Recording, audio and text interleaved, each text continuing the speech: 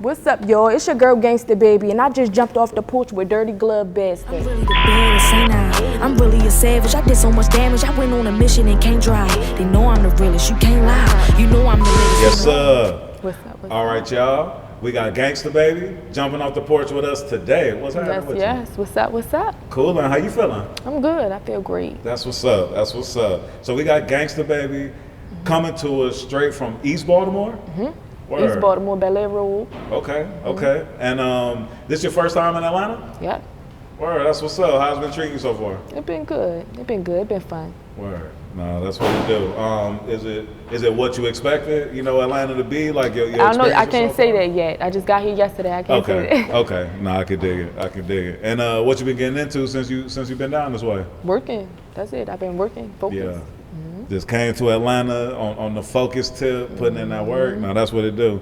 It's dope too because Atlanta, you know, now being like this hub for music, but then also for media, and you know what I mean. So it's like you come down here, you can get in the studio, be creative, but then also hit all the stops and you know talk to all the people. Word. So tell me about life in East Baltimore. Life in East Baltimore. Yeah. It was rough, but it was fun. I always had fun. It was rough. It was fun. I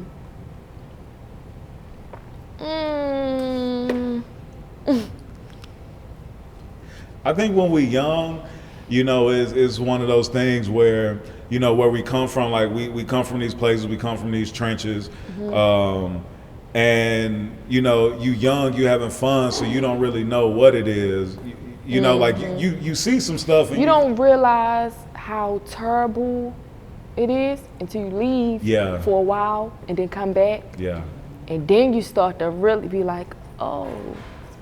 Yeah, like that's not normal. Like folks don't do what folks don't Like see what we Baltimore, were seeing I love every my day. city, but it's way different. It's way different than like, for example, here people will wave at you. Like I'll be traveling, people will randomly like, hi.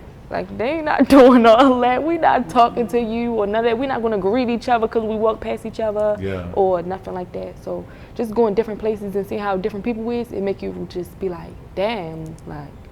Yeah, no, I could dig that, and I could relate to that. When I moved here from New York, I'm not originally from New York, but when I moved here from New York, I just remember like everybody waving, like you driving, and I would almost get tired of, you know, having to chuck the deuce. Yeah, when I started experiencing it, I don't know, I felt like weird. Cause I'm okay. Yeah. Feel like fake weird, and I gotta smile. Yeah, like, no, for sure. And like, you almost used to, you know, somebody like staring in your face, like it being a problem or it being an issue. So. I had got into it with somebody. I had got into it with a female. I was going to say a lady. I say a female. She's probably a little bit older than me, cause she was just staring at me. So I'm thinking like she plotting on me or something. What's up with her? She tripping. She like, no, you're just so beautiful. Like I'm not used to that. Yeah. Nah, for sure. So you thought maybe you a howl at her man or something? Because I'm looking at her like, and she looking at me like, you good? You just so beautiful. And I was like, oh, thank you. Word. Nah, I could dig that. So what was life like growing up for you in East Baltimore? Like what was, you know, like what was your childhood like? My childhood was a hot ass mess. I was a hot ass mess. I was all over the place as a kid. I was always in trouble. You can't miss trouble, especially living in Baltimore. You can't miss it. Yeah. It was a mess. It was a mess. But like the good times, I always had a great Christmas. I always had a great birthday. Other than that. Yeah. And your household, like, was, you know, were you exposed to music early on? Like, were you in a household? I always loved music. I got older brothers. They was rapping before me and shit. Okay. So, Bibby, he the reason I want to rap. Like, you know, always. It was a hip hop, you know. Right. And growing up with so many brothers, was it just natural for you to kind of hang out with the boys and, you know, kind of you know, move with that vibe?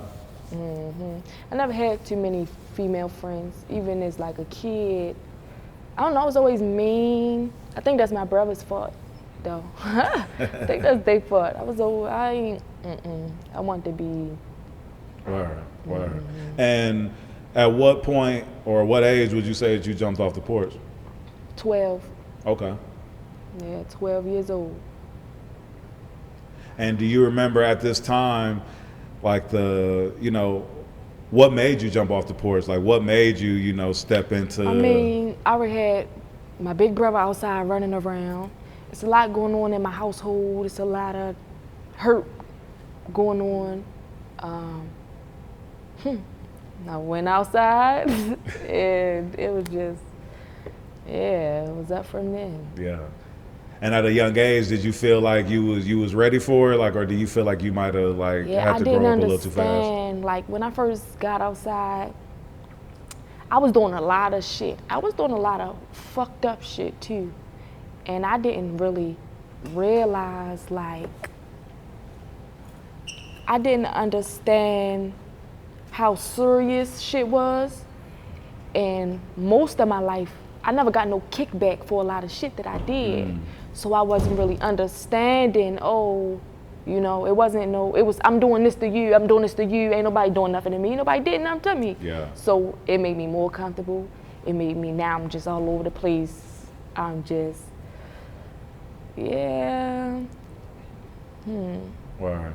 And my fault, I don't mean to be rude. Who you got up here on the porch with you? My best friend. Okay. Yeah, this history. All right, nice. What's up? Nice to meet you. Yeah, great to meet you too. Got a day one up here. Nah, I could dig that. At what point did you get exposed to music and know that this was something that you like really wanted to do? I knew this was something that I wanted to do. Well, I was making little videos on my phone for real. I wasn't going to the studio at first. I was just making videos on my phone, posting them. Posting them for a few months. After a while, then I started getting views. Now I got 20,000 views and I'm happy. Then it turned to 50. Then it turned to 100,000. Then it turned to 500,000. So it's like, once I start, and I still didn't make a song yet. I was getting all these views on TikTok and shit, rapping, still didn't make a song yet. But once I seen people really fuck with me, and then it was a time where I didn't even know I was as hard as I am. So like, everybody would be like, you hard? And I'd be like, yeah. But I didn't know I was hard for real, you know. Till really not too long ago. Till not too long ago.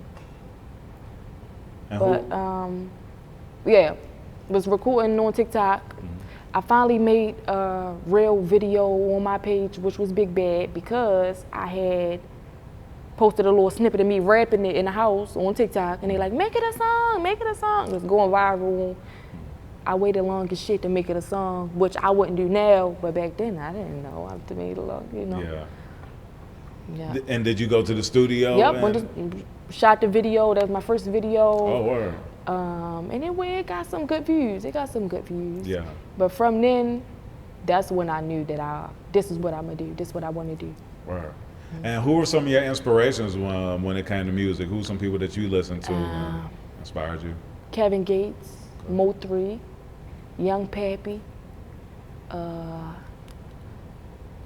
Kevin Gates, Mo 3, Young Pappy. I like Young Boy. Okay. Yeah. Word. So artists that's spitting that pain, like the pain music. I can dig that. And how did it feel, you know, recording your first song and it receiving, you know, being received the way that it was, and so many people, you know, really fucking with it? How did I feel? I don't know. I felt fine. I'm not gonna say I was so happy. I don't know. I don't know how I felt. Honestly, I be feeling like shit don't be enough. And I be feeling like, yeah, it's nice. I appreciate it. I'm very thankful. But it ain't what it need to be. Yeah. It ain't what I want it to be. Gotcha. So it'd be like, okay, that's nice, but. Yeah, just always striving for more, striving for better, not satisfied. Yeah, no, yeah, that's the word. Yeah, I wasn't really, it was nice, and I'm grateful, but I wasn't satisfied all the way. Word. Well, I mean, you've been, you know, like over the past year or so, you've been having several videos going viral and, you know, been getting a lot of good feedback online. You mentioned that Kevin Gates was one of your inspirations. How did it feel for him to actually repost one of your freestyles? Keep in mind, he's my favorite rapper, period, right? I don't know if he knew that. I don't know. I don't know. Yeah, nobody told me. I woke up to it. Nobody called me, nothing. I woke up. It was like 8 hours. He posted me 8 hours ago. I'm like, nobody called me. I felt good, though. That made me happy. Yeah, that had to be a good surprise. That made me happy, yeah. Nah, for sure. Let you know that you're doing something, like when somebody that inspires you actually shows you some love and, you know. And people be like, you know, you heard people be like, you're gonna be disappointed by your favorite rapper, so you shouldn't have a favorite rapper. I picked a good one. Yeah. I picked a good one. Nah, for sure. Now I've definitely heard that, like where they say, you know, like you don't meet your idols. Yeah, don't meet your idols. You know what I mean? Yeah, I've even had that moment, you know, in a few situations. So it went good. Some of them went good, but then I've had some people that I've met where I'm like, damn, I wish I wouldn't have met you. Wish I would have just continued to be a fan. No, I'd be happy because now I know. Yeah, nah, that's real. Nah, that's real. And you got signed by Juicy J.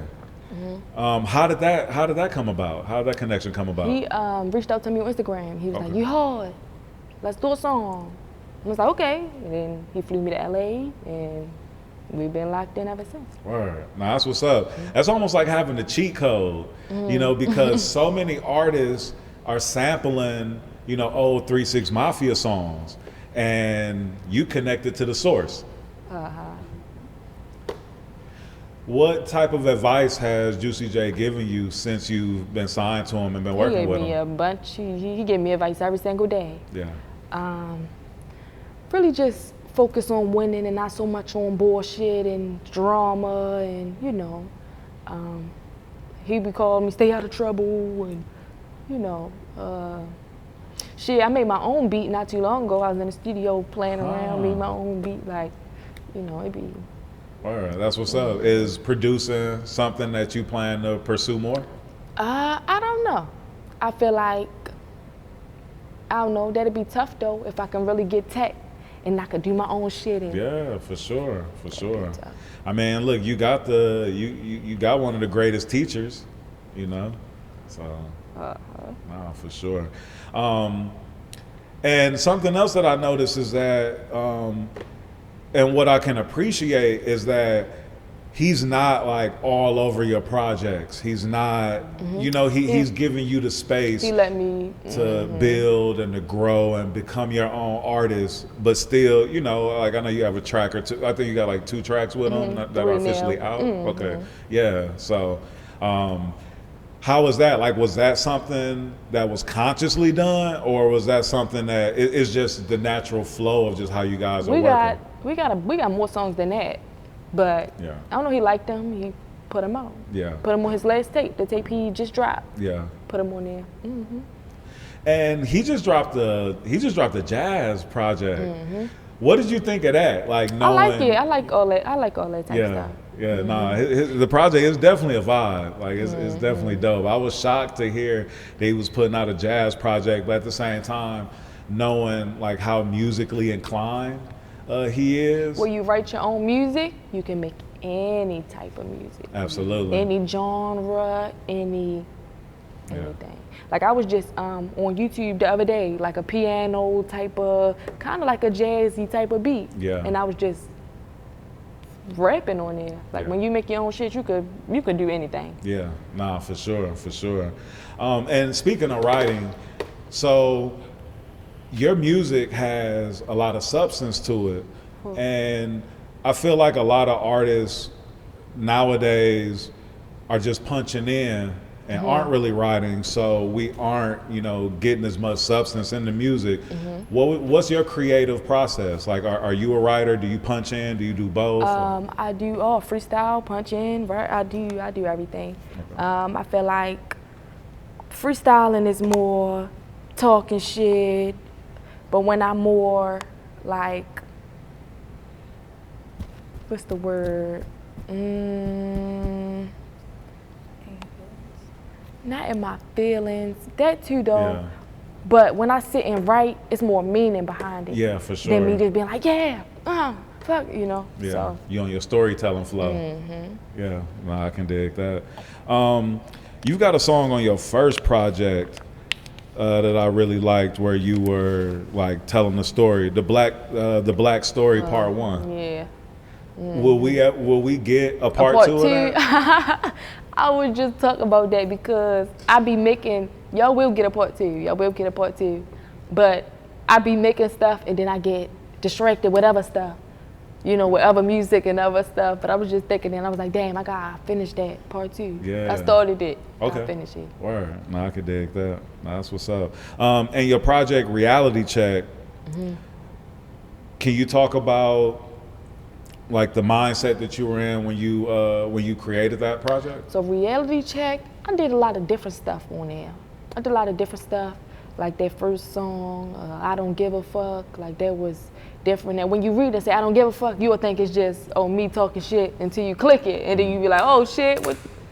Like, I did a lot of different stuff. I think I was singing on there, I was rapping on there. Yeah, because on the song Boys Tell Lies. Yeah, like I was just, that's when you make your own shit, you just do shit. Yeah. So, yeah, just seeing what I could do and seeing the feedback that I get back from some different shit, sneak some more other shit in there and see, you know. Yeah, no, I can dig that. And on the song Reality Check from that project, you actually speak on, you know, the fact that, you know, you haven't had to necessarily, you know, come half dressed to, you know, get clout, or you don't have to, you know, get an OnlyFans to, you know, get out there. Can you just speak to that conscious decision of, you know, allowing your art to speak for itself and allowing, you know, I feel like your that's art important to me. you? I feel like, and I love half the girls, ratchet, I be listening to all that shit. I be dancing, you know, when you with your homegirls and shit.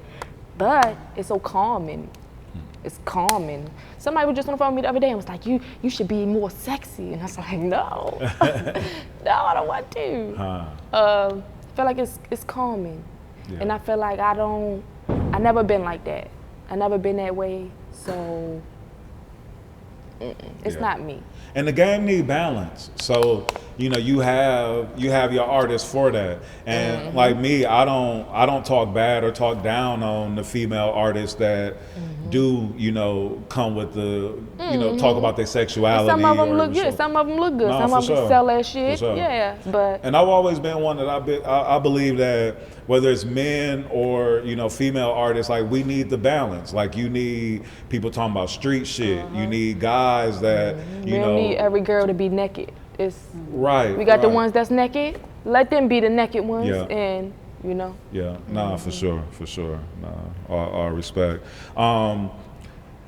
Then you've been having some freestyles going viral lately. Like I saw you on the radar.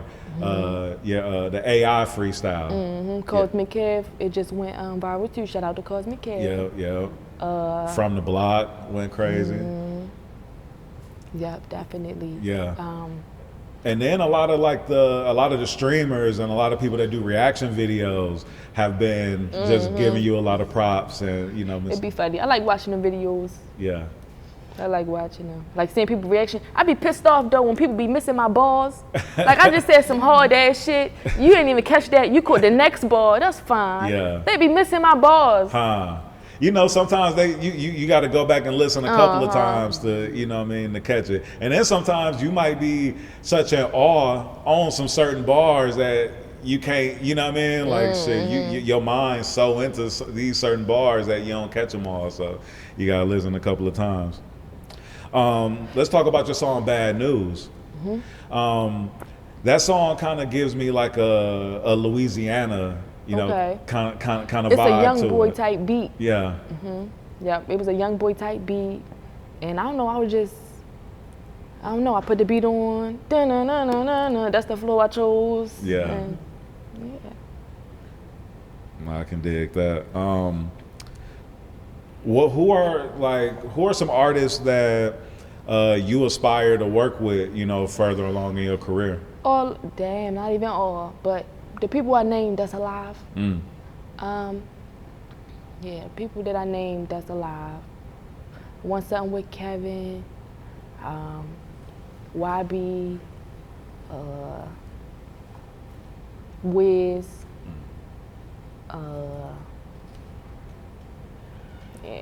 Right. I can dig that. And what do you hope that people who listen to your music will take away from it? Take away? Yeah, when people listen to your music, like how do you like want them to feel, or what, you know, message do you want people to leave with? So I know my sad songs really touch hearts.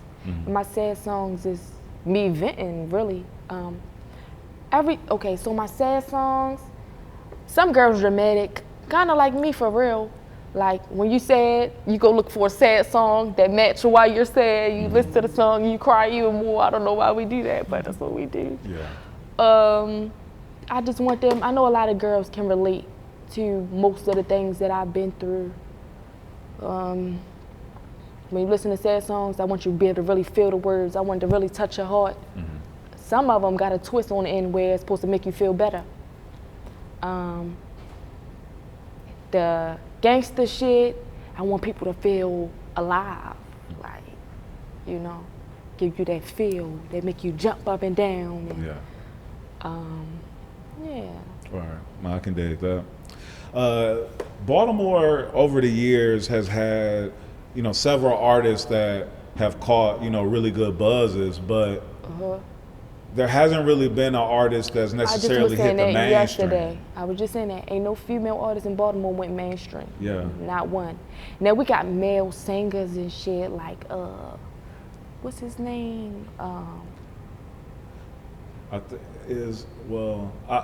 know the group Drew Hill. I know they from went. I know it's they some from other Baltimore. nigga. What's his name? Brent Fayaz is from somewhere in Maryland, but not it wasn't Baltimore. Baltimore. I know it's not Baltimore. I don't know. It's not on the tip of my tongue right now, but it's a singer that made it out. But rappers ain't no real mainstream. Men are further than females. Yeah. Females, nothing at all. Men, it's some men that, and I could see potential in a lot of niggas. Yeah, for sure. But we ain't get there yet. Yeah. Why do you think that is? Cause Baltimore full of haters.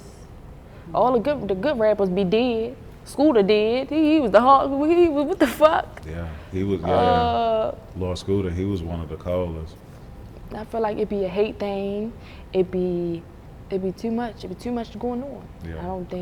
I feel like people outside be scared to deal with people in Baltimore too.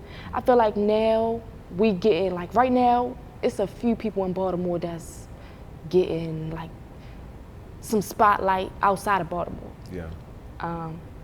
But a few years ago, I couldn't say that. Right. I feel like they scared. I don't know. I feel like they. Yeah, I feel like most of the artists that I've seen who have gotten a big buzz in Baltimore either pass away or get locked up. And that's what I've seen. Like the few artists that I know that like really have some promise, they either not with us today or, you know, they locked up. That's what they do to you because of the hate. So much hate. Yeah. So much hate. Somebody will make you do something to them. You don't even want to. They'll make you do something to them. And now, what? Your career on hold. And now, you know, well, you did. They didn't kill you because they mad that they not, you know. Yeah. Do you think that for female artists coming into the game that it's looked at as if you have to come in just like on one vibe or one type of style, or not like rap style, but just, you know, we were just talking about like just the sexualization, you know, of females in hip hop. Like, do you feel like for the most part, women have to come that way? Nope. Or okay. That's why I'm going against the grain. I feel like being different is always a great thing. That's how I feel. We don't need, like, I feel like I be ready to throw shots on accident. I did yesterday in the interview, I threw shots on accident. But yeah. Word. And what would you say is one of your biggest life lessons that you've learned? Period in life. One of the biggest life lessons that I learned will probably be everybody that smile in your face ain't happy for you. Everybody that smile when they see you ain't happy to see you. It'll probably be one of my biggest lessons. I'm also a very giving person. Very giving person. And a lot of people is opportunists. A lot of people is, yeah, I learned a lot of lessons in life, honestly. I'm only 20 years old right now. Okay, word. But I learned a lot. Yeah. Being with people, having a big heart, being too nice to people. I never really trust nobody, so I can't say trust in people, but having faith in people. Yeah. Seeing the good in people when ain't no good in the people. Do you feel like you have good discernment? Like you have like that good gut feeling when, you know? I do now. I didn't used to. I do now. Right. And you get very personal, you know, in your music, from talking about relationships to talking about, you know, different, excuse me. You get really personal in your music, from talking about relationships to talking about, you know, different things that you know, gone through. Like, why are you willing to get so vulnerable in your music? Like, I've heard you talk about heartbreak. I've heard you, you know, talk about, you know, things that have, you know, happened in the neighborhood. Well, I feel like that's what music is supposed to do. I feel like it should be a song for anything that you're going through. You should be able to put some shit on you can relate to, that you can feel, whether you're happy, sad. I feel like that's what music is supposed to do. So I have no problem with putting certain shit on display, because I know I'm not the only one. I'm not the only one. Somebody's gonna love this song. Somebody's gonna feel the same way as me. Right. So it don't bother me. Of course, you got bots and shit that are, you know how they do, bring up shit, and it's worth it though. Yeah. It's worth it. Right. And how does it feel being so young, but then having, like, because I've seen people in your comments, like, telling you how much you inspire them. And I'm sure you get DMs, you know, even from like young girls telling you like how much you inspire them. How does that make you feel, and how are you able to use that as fuel to keep going? It's a beautiful thing. I didn't have no females that I really looked up to growing up. I didn't look up to no girls. I looked up to men. But we two different, you know. I didn't have no, So it's a beautiful thing. It's a beautiful thing, and I try to steer people right. I be on live yapping for hours, giving advice and all that type of shit. It's a beautiful thing. Right.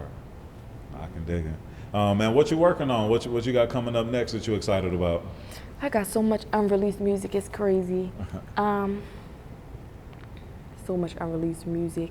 I'm ready to drop a song, like a party song before it get too cold. Hurry up. Yeah. Drop this real quick. And are you the type that, like, do you hold on to a lot of music, and does it have to be perfect, you know, for you to release it, or? It's like, okay, perfect. I like that raw sound. Sometimes I don't even want my stuff mixed. Like, I just like it. I be like, no, leave it. But as far as like lyrics and stuff, I got so many songs that I don't even know half my songs, that I gotta go listen to them again to see if I'm gonna drop it or how I feel about it. Yeah. A lot of times I feel different about my songs later. So I will listen to my old songs and I don't even like that shit no more. I don't like it no more. Yeah. I feel like I could have said more. I could have, you know. So I would say I try to make it somewhat perfect as far as my delivery and what I'm talking about. But as far as the actual sound, it's 50-50. I like that rough, raw. I like that. Okay. Word. And do you see yourself as the type of artist that like, will you be dropping projects regularly, or are you more on the tip of dropping singles, but then like the project is gonna be like something special? The body of work is gonna be. I feel like, I don't know, I be freestyling it for real. I be freestyling it right now. Yeah. So I might drop a few singles and they be like, oh, I want to drop a tape. I got enough songs I could drop 15 tapes right now. Yeah. Like, it be really freestyle. It be freestyle. Right. I might hear a song, I might go back to my old songs, listen to it, be like, this bitch, oh, I got to drop it today. Like, it just be freestyle. Yeah. Word. I can dig it. I can dig it. You got any shout outs you want to give before we get out of here? Any shout outs other than the Juicy J, Cosmic Cav, my family, of course, my brothers, my mama, my best friend. That's really it. All right, I can dig it. Gangsta baby, appreciate you pulling up, jumping off the porch with us. I appreciate you for having me. For sure. They know I'm the realest, you can't lie. You know I'm the latest, they know who did it. Put 3 in that bitch and he ain't died. Damn. That wasn't me, that